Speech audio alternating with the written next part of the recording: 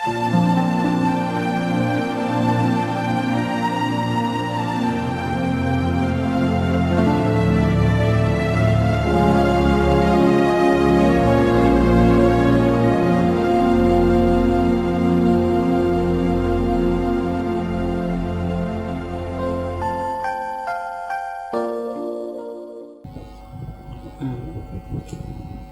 பரிசுத்த நாமத்திற்கு மகிமை உண்டாவதாக.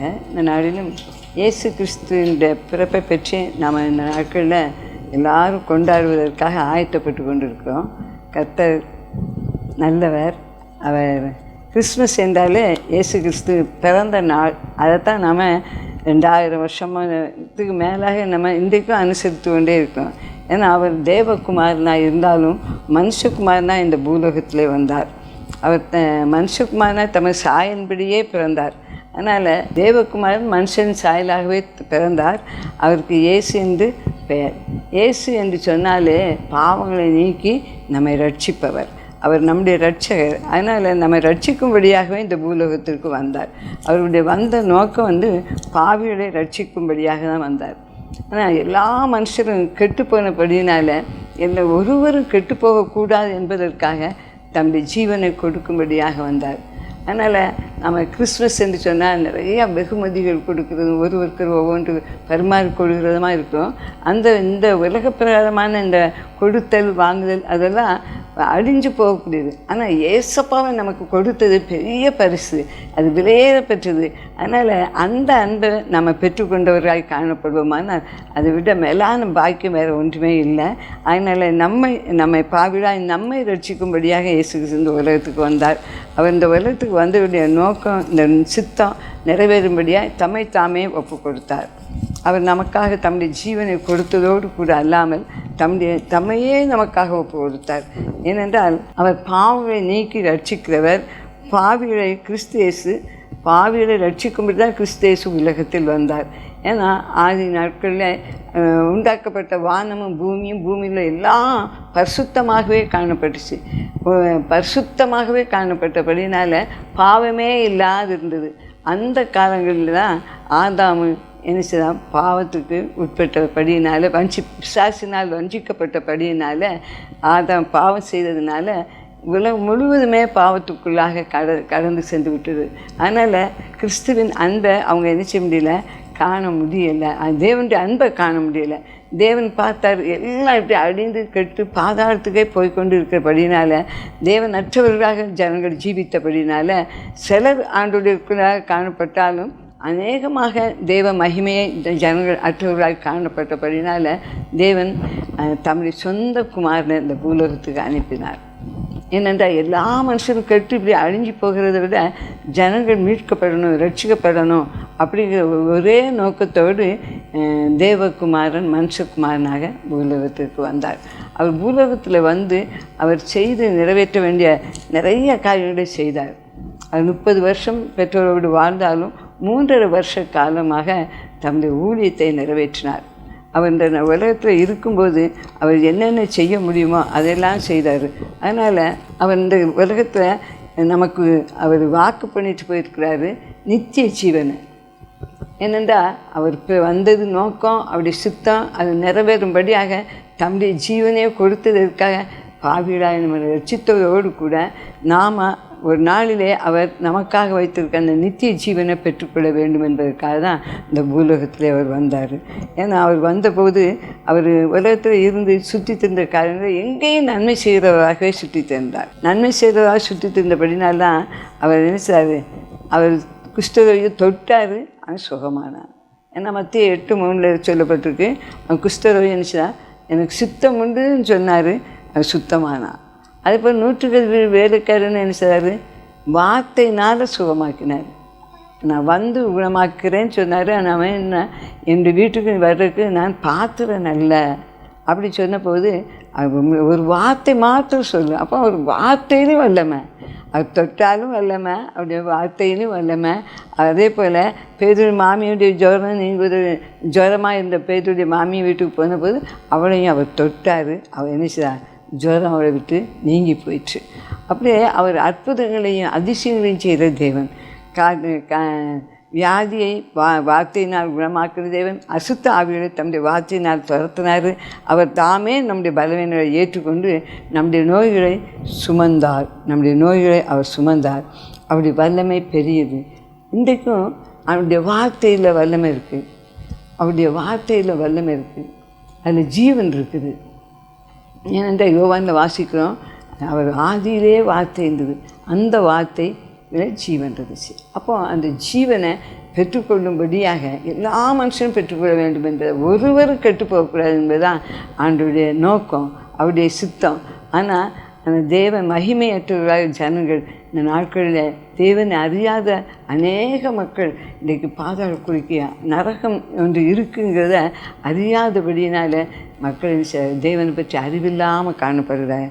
ஆனால் தேவன் சீக்கிரமாக இந்த உலகத்தில் இந்த கொஞ்ச காலம் மாத்திரமல்ல, அவர் எல்லாரும் ரட்சிக்கும்படி வந்தபடினால, அவர் தம்முடைய ஜீவனையும் கொடுத்தபடினால, இயேசு கிறிஸ்துக்கு நமக்கு கொடுக்கப்பட்ட மிகப்பெரிய பரிசு இயேசு கிறிஸ்து. அப்போ இந்த மற்ற எல்லா பரிசும் அழிஞ்சு போகும். இந்த இயேசு கிறிஸ்து அவர் அழியாதவர், அவருடைய வார்த்தை அழியாது. அவர் இன்றைக்கும் ஜீவனோடு உயிரோடு இந்த உலகத்தில் இருக்கார்.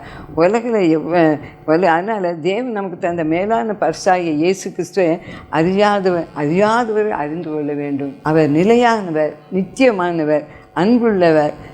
இந்த உலகத்தில் எல்லா மனுஷர்களையும் நேசிப்பவர். யார் பாவின்னு அவர் தள்ளிவிடுகிறதே இல்லை. அவர் பாவத்தை வெறுத்து பாவியை நேசிக்கிற தேவன். அதனால் பாவியை நேசித்த தேவன் அவர் பரிசுத்தமுள்ள தேவன். அவர் மகா பரிசுத்தமுள்ள தேவன். பரிசுத்தம் இல்லாமல் அவர் தரிசிக்கவும் முடியாது. நாம் ஏதோ பண்டிகைன்னு கொண்டாடுகிறோம். ஆனால் தேவன் நம்ம ஒவ்வொரு உள்ளங்களையும் தேடி தேடி வருகிறார். அவர் பல விதங்களில் வருகிறார். ஒரு ஏழையாகவும் வரலாம், ஒரு கஷ்டப்பட்டவராகவும் வரலாம், ஒரு வியாதியஸ்தனாகவும் வரலாம். ஆனால் நம்ம எல்லாரும் நேசிக்கும்போது கிறிஸ்துவின் அன்பு நமக்கு வெளிப்படுகிறதாக காணப்படுகிறது. அந்த மேலான நாமத்தோடு அவர் ஆலோசனையில் பெரியவர், செயலில் மகத்துவம் உள்ளவர். அவர் தம்மை நம்புகிறவரை கைவிடாத தேவன். யார் நம்புகிறவங்க அவரை கைவிடவே மாட்டார். அவர் சாந்தமும் மனத்தாழ்மையும் உள்ளவர். அதனால் அவர் எல்லா நாமத்துக்கும் மேலான நாமத்தை உடையவர். பாவத்திலிருந்து, நோயிலிருந்து நம்மை விடுதலை பண்ணுகிறவர் அவர் தான். அதனால் அவர் நம்மை விடுவிக்கும்படியாகவே வந்தார். ஆனால் தேவன் உலகத்தில் உண்டாக்குற முதல் மண்ணுடைய பாவத்தினால் பாவம் நிறைந்து போன அந்த உலகத்தில் அந்த பாவத்துக்கு ஒரு முடிவு உண்டாக்கும்படியாக தான் வந்தார். ஆனால் ஜனங்கள் அந்த அளவுக்கு அவரை ஏற்றுக்கொள்ளாததுனால இன்றைக்கும் என்ன செய்ய, பாவத்தில் ஜீவித்து நரகத்துக்கு நேராக போய்கொண்டிருக்க மக்கள் அநேகர் உண்டு. ஆனால் தேவன் எல்லாவற்றையும் அறிந்திருக்கிறார். நம்முடைய பிதாவாகிய தேவன் எல்லா ஜனங்களுக்கும் இப்படியே கெட்டு பாவத்தை ஜீவிக்கக்கூடாது என்பதற்காக தான் பரலோக வாசலை நமக்கு திறந்து வைத்தார்.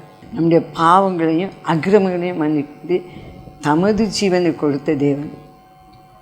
அதனால் கிருபையினால் இரக்கங்களால் நம்மை முடிசூட்டும்படியாக நீதி நியாயத்தை செய்யும்படியாக உலகில் பிறந்தார். நமக்கு ஒரே தேவன் உண்டு. அவர் பல நாமங்களை உடையவராக இருக்கிறார். அவருக்கு எத்தனையோ நாமங்கள் இருக்குது. 272க்கு மேலான நாமங்களை அவர் உடையவர். அதனால் நம்முடைய பாவங்களுக்காக அவர் அடிக்கப்பட்டு நொறுக்கப்பட்டு, எனக்காக அடிக்கப்பட்டு, எனக்காக நொறுக்கப்பட்டு, என்னை விடுதலையாக்கும்படியாக வந்த தேவன் நம்ம எல்லாரும் விடுதலையாக்க முடியும். யாரும் பார்க்கல, அவர் எல்லாரையும் நேசிக்கிற தேவன். அதனால் எல்லார் மேலும் அன்புள்ள தேவன். அதனால் அவர் சிலுவையில் சிந்தின அந்த இரத்த பாவமே இல்லாதவர் தன்னையே ஜீவபலியாக ஒப்பு கொடுத்தார். சர்வலோகத்தின் பாவத்துக்காகவும் தம்மையே ஜீவபலியாக ஒப்பு கொடுத்தார். அவர் தன்னையே ஒப்பு கொடுத்ததுனால எல்லா மனுஷரும் ரட்சிக்க வேண்டும் என்பது அவருடைய வாஞ்சி விருப்பமும். இன்றைக்கு கிறிஸ்மஸை கொண்டாடுகிறோம், பல விதங்களில் கொண்டாடுகிறோம். ஆனால் கிறிஸ்துவின் அன்பு இருந்தால் நம்ம மற்றவர்களுக்கு கொடுக்கக்கூடிய, நாம் பெற்ற அன்பை மற்றவர்களுக்கு வெளிப்படுத்தும்படியாக நாம் என்ன செய்திருக்கோம்? கிறிஸ்துவின் அன்பை ருசித்த நான் மற்றவங்களுக்கு என்ன செய்திருக்கேன்? எதை கொடுக்குறேன்? கிறிஸ்துவின் அன்பை கொடுத்துருக்குறேனா? அல்லது என்னால் ஏந்ததை நான் மற்றவங்களுக்கு கொடுத்துருக்குறேனா? நம்ம அதை சிந்தித்து பார்க்கும்போது ஆண்டவருடைய அன்புக்கு ஈடாக எதையுமே செலுத்த முடியாது. அந்த அளவுக்கு அவர் நம்மை மீட்கும் பொருளாக தம்மை கொடுத்தார். மீட்கப்படும் என்று ஒரு மனுஷன் மீட்கப்படணுங்கிறதுக்காக செல்வந்தனாக இருந்து செல்வத்தை கொடுத்தா மீட்கவே முடியாது. ஆனால் அவர் தம்மையை அவருடைய ரத்தம்தான் நம்மை மீட்க முடியும். அதனால் தேவ ஆட்டுக்குட்டியாகி அவர் இரத்த சிந்துதல் இல்லாமல் பாவ மன்னிப்பும் இல்லை. அதனால் தம்முடைய இரத்தத்தையே சிந்தி நம்ம மீட்டுக்கொண்டார். எவ்வளவாய் நேசிக்கிறார். அவருடைய அன்பை நினச்சி பார்த்தா அது நமக்கு புரியவே அந்த அளவுக்கு மேலான அன்பு. தேவன் தம்முடைய ஒரே பேரான குமாரன் இந்த உலகத்தில் அனுப்பி இவ்வளவாய் அன்பு வந்தார். இவ்வளவுனா எவ்வளவுனே தெரியாது, அந்த அளவுக்கு நம்ம மேலே அவர் அன்பு வைத்திருக்கிறார். அவர் அவ்வளவாய் நம்ம நேசிக்கிறார். நாம் அந்த அளவுக்கு ஏசப்பாவை நேசிக்கிறோமா?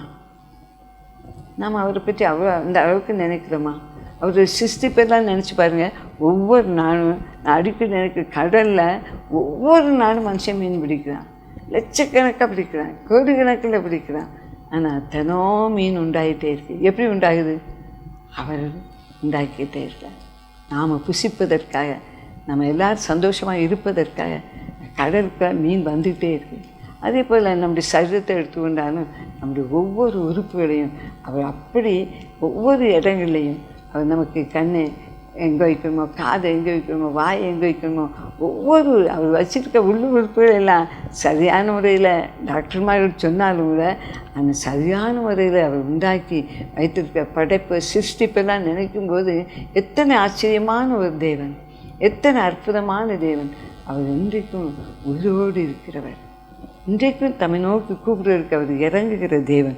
அதனால் அவருடைய இந்த உலகத்தில் அவர் ஒரு மனுஷனை மீட்டுக்கொள்ளணும்னா பணமோ காசோ ஒரு ஆட்டு ரத்தமோ எதுவுமே நம்ம மீட்டுக்கொள்ள முடியாது. இயேசு கிறிஸ்துவின் ரத்தம் தான். அவரே தம்மையே மீட்கும் பொருளாக தம்மையே கொடுத்தார். நம்மை மீட்கும் பொருளாக தம்மையே கொடுத்தார். அதனால் நம்ம மீட்கும்படியாக இந்த உலகத்துக்கு வந்த இயேசு கிறிஸ்து நம்ம எல்லாரும் நேசிக்கிறார். எல்லாரும் அவருடைய பிள்ளையராய் காணப்பட வேண்டுமென்றே விரும்புகிறார். அதனால தான் அவர் நமக்காக தம்முடைய ஜீவனை கொடுத்தார். இன்றைக்கும் அவர் ஜீவனை கொடுத்ததோடு மாத்திரமல்ல, நம்ம நித்திய ஜீவனை நமக்கு வாக்கு பண்ணியிருக்கிறார்.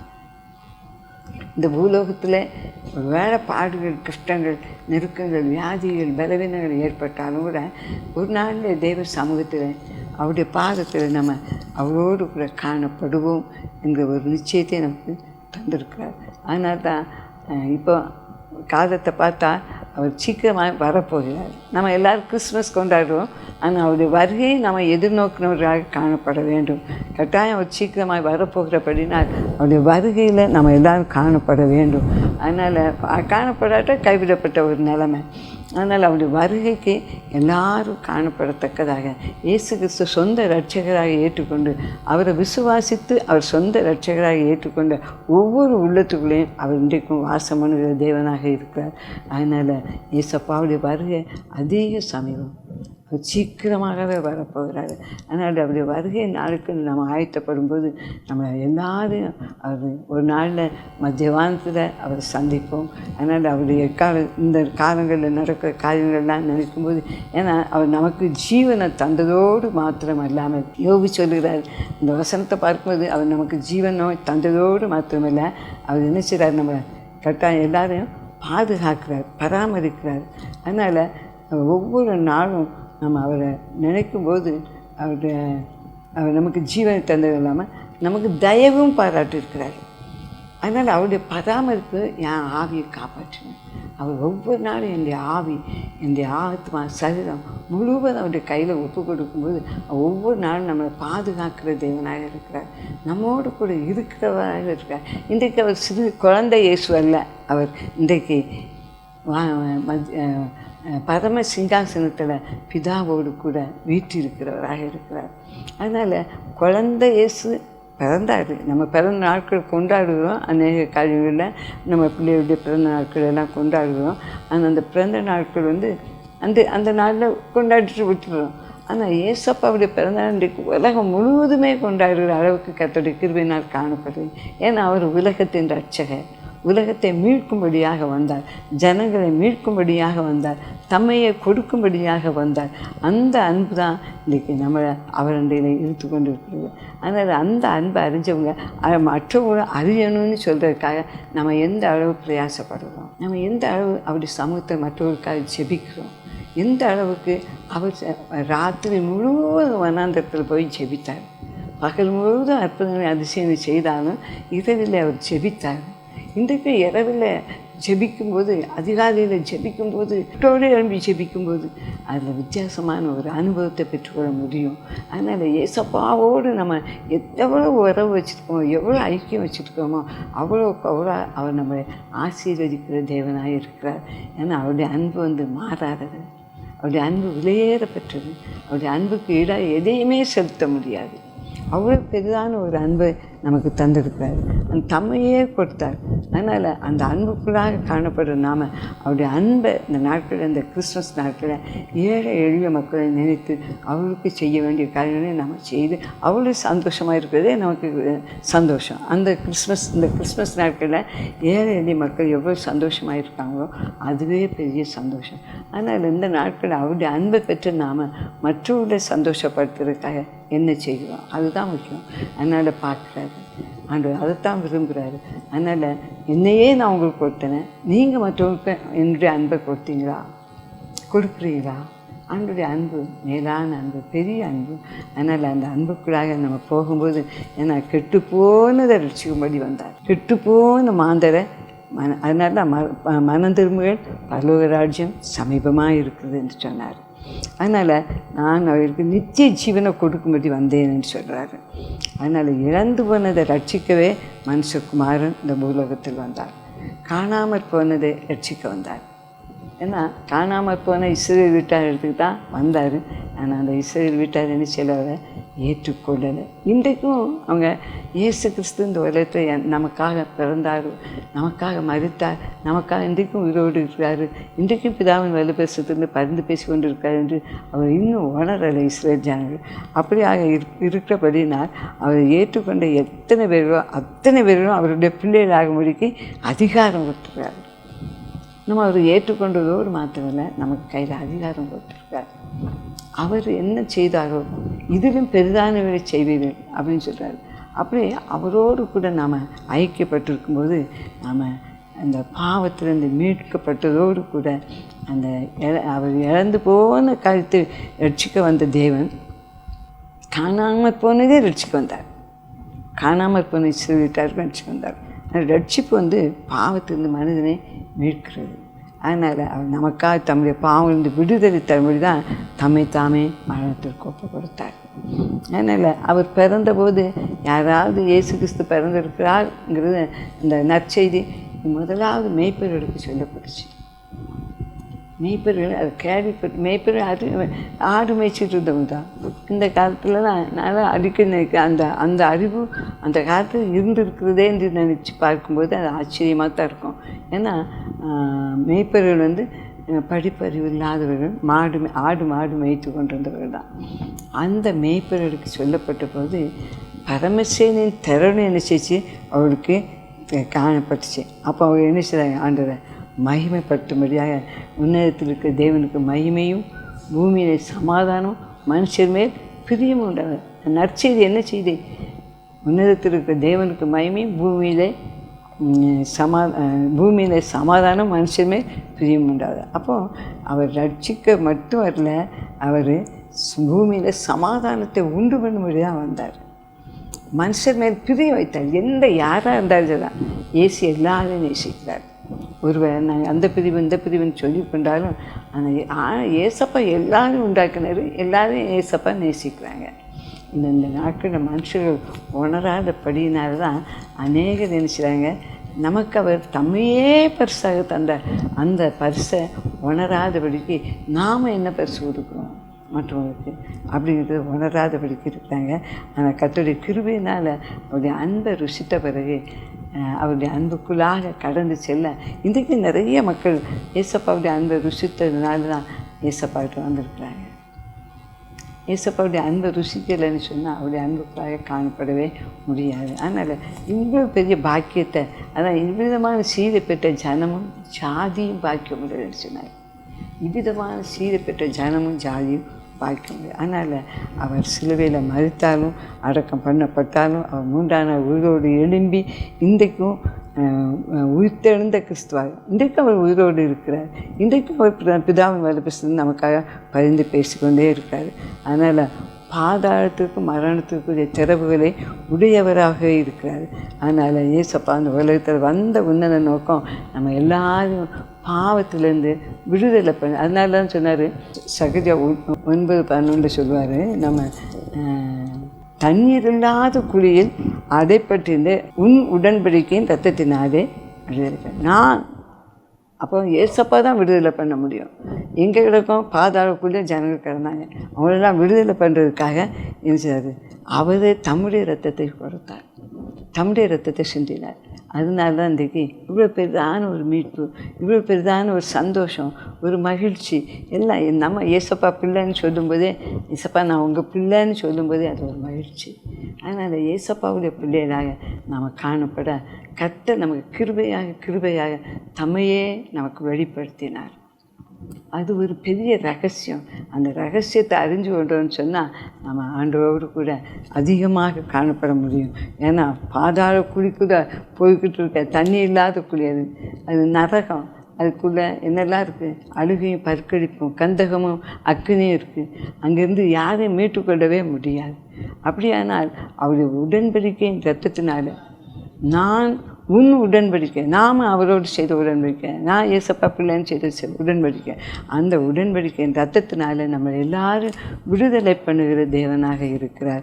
அதனால் இந்த கடைசி காலத்தில் ஏசப்பாவுடைய வருகையில் நம்ம காணப்படும் பாக்கியத்தை தந்திருக்காரு. இனி ஏசப்பா சீக்கிரமாக வரப்போகிறார். அவருடைய வருகையை எதிர்பார்த்து கொண்டு இருக்கிறோம். அவருடைய வருகை, முதலாவது வருகை அவர் உலகத்தில் மனுஷனாக பிறந்தார். 2வது வருகை ரகசிய வருகை. அது எப்போ? நினையாத நேரத்தில் திருடன் வர்றது போல காணப்படும். அவர் நினையாத நேரத்தில் வருவார். அதனால் அந்த அவரோடு கூட நமக்கு ஐக்கியம் இருந்தால் மாத்திரம்தான் அந்த எக்கால தேவதூதர் ஊதுகிற அந்த எக்கால சத்தம் நம்ம காதுகளில் கேட்கும். நாமளும் அவரோடு கூட எடுத்துக்கொள்ளப்படும், மறுரூபமாக்கப்படும். ஒரு நொடி பொழுது மறுரூபமாக்கப்படுவோம். அப்படியானால் அவரோடு கூட அந்த 7 வருஷம் மத்தியானத்தில் ஒரு விருந்து இருக்குது நமக்கு. அந்த அவரோடு கூட அந்த 7 வருஷம் கூட காணப்படும்போது நாம் அவருடைய மனவாட்டியாக காணப்படுகிறோம். அவரோடு கூட நமக்கு கல்யாண விருந்து அங்கே நடக்குது. அதுக்கு அப்புறம் தான் அவர் 7 வருஷம் முடிவில் இப்போ பூமியில் உபத்திர காலம். இந்த உபத்திர காலம் 7 வருஷம் பயங்கரமான நிலைமையெல்லாம் இருக்கும். ஏன்னா முதல்ல முத்திரைகள் 7 முத்திரை உடைக்கப்படும். அதுக்கு ஒரு 7 கலசங்கள், அதுக்கு ஒரு 7 எக்காலம். இந்த இவ்வளவு நடந்த பிறகு தான் ஏசப்பா என்ன செய்வாங்க? பகிரங்கமாக வருவாங்க. பகிரங்கமாக வர்றது தான் இந்த ஒலிவ மலையில் அவர் பகிரங்கமாக வரும்போது அவரோடு கூட அவருடைய ஏசப்பாவும் அவருடைய தூதர்களும் எடுத்துக்கொள்ளப்பட்ட பரிசுத்தவான்களும் சேர்ந்தே தான் வருவாங்க. எல்லாம் சேர்ந்து வரும்போது தான் அந்த இடத்துல ஒரு யுத்தம் நடக்கும். அப்போ அதுக்கப்புறம் தான் 1000 வருஷ அரசாட்சி. 1000 வருஷ அரசாட்சிக்கு பிறகும் ஒரு யுத்தம் நடக்கும். அந்த யுத்தத்துக்கு பிறகு தான் என்ன செய்வோம்? நம்ம எல்லோரும் புதிய வானம், புதிய பூமி, நியாய தீர்ப்பு எல்லாம் இருக்குது. ஏன்னா ரட்சிக்கப்பட்ட நமக்கு நியாய தீர்ப்பு இருக்கிறது, ஆனால் ஆக்கினை தீர்ப்பு கிடையாது. ஆனால் ரட்சிக்கப்படாதவர்களுக்கு நியாய தீர்ப்பு உண்டு, அவங்களுக்கு முடிவு உண்டு. அதனால் இந்த நாட்களில் நம்ம தந்த ரட்சிப்பை ஜாக்கிரதையாக காத்துக்கொள்ளவும், கர்த்தரோடு கூட காணப்படவும், கர்த்தருடைய ஆவியானவர் நமக்கு அவர் போனதோடு கூட இந்த உலகத்திலிருந்து மரித்து உயிரோடு எழும்பி போனதோடு கூட நமக்கு பரிசுத்த ஆவியை அனுப்பி தந்தார். அந்த பரிசுத்த ஆவியார் நம்மோடு கூட வாசம் பண்ணுகிறார். அதனால் எங்கே இருந்தாலும் அவர் நம்மோடு கூட இருக்கிறார். அதனால் அந்த பரிசுத்த ஆவியானவருக்குள்ளே நம்ம காத்துக்கொள்ளும்போது, நம்ம ஒவ்வொரு நாள் கர்த்தருக்கு பயப்படுற பயம் நமக்குள்ளே காணப்படும் போது, நம்ம எல்லாவற்றிலையும் உண்மை உள்ளவர்களாக, அதான் சங்கீதம் 9 இருக்குது, வெளிப்படுத்தலும் இருக்குது. எங்கெங்கே உண்மை உள்ளவர்களாக அவருக்கு பயந்து அவருடைய வழியை நடக்கும்போது தான் அவருடைய பிள்ளைகளாக காணப்பட முடியும். முடிவு நிலைத்திருப்பவனே ரட்சிக்கப்படுவான். அதனால் இயேசு கிறிஸ்துவை ஏற்றுக்கொண்டதோடு மாத்திரமல்ல, முடிவு பதினும் அவருக்குள்ளே காணப்படும்போது நம்ம எல்லோரும் ரட்சிக்கப்பட்டு நமக்காக அந்த ஏசப்பாவோடு கூட ஒரு நாளில் அந்த மத்திய வானத்தில் காணப்படுவோம். தொடர்ந்து அவர் நமக்கு என்னென்ன செய்ய சித்தம் இருக்காரோ அந்த நித்திய ஜீவனையும் நமக்காக வைத்திருக்க ஜீவ கிரீடங்களையும் பெற்றுக்கொள்ளும்படியாக கர்த்தருடைய ஆவியான நம்மை வழி நடத்துவார். கர்த்தருடைய நாமம் மகிமைப்படுவதாக. ஏசப்பா பிறந்தார், ஆனால் என்ன செய்தார்? இந்த உலகத்தை மீட்கும்படி பிறந்தார். இன்றைக்கும் இந்தியாவில் என்ன செய்ய முடியல, நிறைய பேர் அறியலை. இன்றைக்கும் அறியலை, இன்றைக்கு அறிந்தும் ஏற்றுக்கொள்ள மனம் வரலை. அதனால் இன்னும் அவர் செய்த அற்புத அடையாளங்களை அறியலை, அவரை நமக்காக மதித்தாருன்றதை அறியலை, அவரை ஏற்றுக்கொள்ளலை. அப்படிப்பட்ட நிலைமை தான் காணப்படுது. அதனால் நாம் அவங்களுக்காக செபிக்கும்போது, நாம் அவங்களோட அன்போடு காணப்படும் போது கர்த்தருடைய ஆவியான பெரிய காரியங்களை செய்வார். தேவன் இந்த உலகத்தை ரட்சிக்கும்படியாக சர்வலோகத்தின் பாவத்திற்காக தம்மையே கொடுத்தார். சர்வலோகத்தின் பாவத்திற்காகவும் அவர் இவ்வளவு பாடுகளை அனுபவித்து அவ்வளவு ஆத்துமாக்களும் தம்முடையது ஆகும்படி தான் அவர் விரும்பினார். ஒரு ஆத்தும மீட்பு அவருடைய பார்வை அருமையானது. அந்த ஆத்தும மீட்பு விலையேற பெற்றது. அதனால் எல்லா ஆத்துமாக்களும் ரட்சிக்கப்படணும். இந்த நாட்களில் வெறும் கிறிஸ்மஸ் அல்ல, ஏசப்பா எல்லா மக்களுக்காகவும் இந்த உலகத்தில் பிறந்தார். அதனால் அந்த அவருடைய உன்னத நோக்கம், அவருடைய சித்தம் நிறைவேறும்படியாக நாம் எல்லாரும் அவருடைய சமூகத்தில் ஜெபிப்போம். கர்த்தர் பெரிய காரியங்கள் தேசத்தில் செய்வாராக. ஸ்தோத்திரம் தகப்பனே, துதிக்கிறோம் ஐயா. எங்களுக்காக அந்த உலகத்தில் பிறந்தீங்கப்பா ஏசப்பா. எங்களுக்காக ஏசப்பா தேவகுமார் மனுஷகுமார்னா இந்த உலகத்துக்கு வந்தீங்கப்பா. எல்லாரும் மீட்கும்படியாக வந்தீங்கப்பா. இயேசுவினுடைய ரத்தத்தை எங்களுக்காக சிந்தினீங்கப்பா ஏசப்பா. நீர் பரிசுத்தமுள்ள தேவனப்பா, நீர் பரிசுத்தர் ஐயா, நீர் பரிசுத்தர் ஐயா. எங்களை மீட்டுக்கொள்ளும்படியாக உங்களுடைய பரிசுத்த ரத்தம் சிந்தப்பட்டது. எங்களுக்காக இந்த பூலகத்தில் வந்தீங்கப்பா. ஆனாலும் மதித்து 3ஆம் நாள் உயிரோடு எழுந்தப்பா. இன்றைக்கும் பிதாவின் வலது வருஷத்திலிருந்து எனக்காக பரிந்து பேசிக்கொண்டே இருக்கிறதப்பா. உங்களுடைய பார்வையில் ஒரு ஆத்மா விலையேறப்பட்டதையா. ஆத்மா மீட்பு மிகவும் அருமையானதையா. ஒரு ஆத்மா ரட்சிக்கப்படும்போதையா பலவத்தில் மிகுந்த சந்தோஷம் உண்டாயிருக்கும் என்று சொன்னீங்கப்பா. அந்த விலையேறப்பட்ட அந்த சந்தோஷம் உண்டாகும்படியாக இந்த நாட்களில் ஜனங்கள் எல்லாரும் மீட்கப்படும்படியாக மெய்யான உயிருள்ள தேவனாய் உண்மை எல்லா மக்களும் ஏற்றுக்கொள்ளத்தக்கதாக பரிசுத்த ஆவியான உதவி செய்யும்படியாக ஜெபிக்கிறோம்யா. நரக ஏசப்பா, நீ உங்களுடைய வருகை தாமதிக்கிறது என்று சொன்னாங்க ஏசப்பா. ஒருவரும் கெட்டு போகக்கூடாது, எல்லாரும் நித்திய ஜீவனுக்கு பிரவேசிக்க வேண்டும், ஒருவரும் நரகத்துக்கு போகக்கூடாது என்பதற்காக தான்ப்பா நீங்கள் காத்து கொண்டு இருக்கிறீங்கப்பா. உங்களுடைய வருகை அதிக சமீபம் ஐயா. நீங்கள் சீக்கிரமாக வரப்போவதற்காக உமக்கு ஸ்தோத்திரம் ஐயா. உங்களுடைய வருகையை நாங்கள் காணப்பட கர்த்தருடைய ஆவியான எல்லா மக்களுக்கும் உதவி செய்யும்படியாக, இந்த சுவிசேஷம் எங்கும் அறிவிக்கப்படும்படியாக, உங்களுடைய நாமம் மகிமைப்படும்படியாக, நீங்கள் உங்களுடைய நாமம் மகிமைப்படட்டும் ஐயா. இயேசு உங்கள் நாமம் மகிமைப்படும்படியாக கர்த்தர் பெரிய காரியங்களை செய்யும்படியாக செபிக்கிறோம் ஐயா. தாழ்த்தி ஒப்பு கொடுக்கிறோம். இந்த தருணத்தை தந்ததற்காக நமக்கு ஸ்தோத்திரம். உங்களுடைய நாம மாத்திரம் மகிமைப்படுவதாக, உங்களுடைய நாம மாத்திரம் மகிமைப்படுவதாக. வருகை வருகின்ற எங்களை பாதுகாத்துப்படுவீராக. சகல துதிகன மகிமை மக்கள் செலுத்துவோம். மீட்பு இயேசுவின் நாமத்தில் ஜெபிக்கிறோம் ஜீவன் நல்ல பிதாவே, ஆமென்.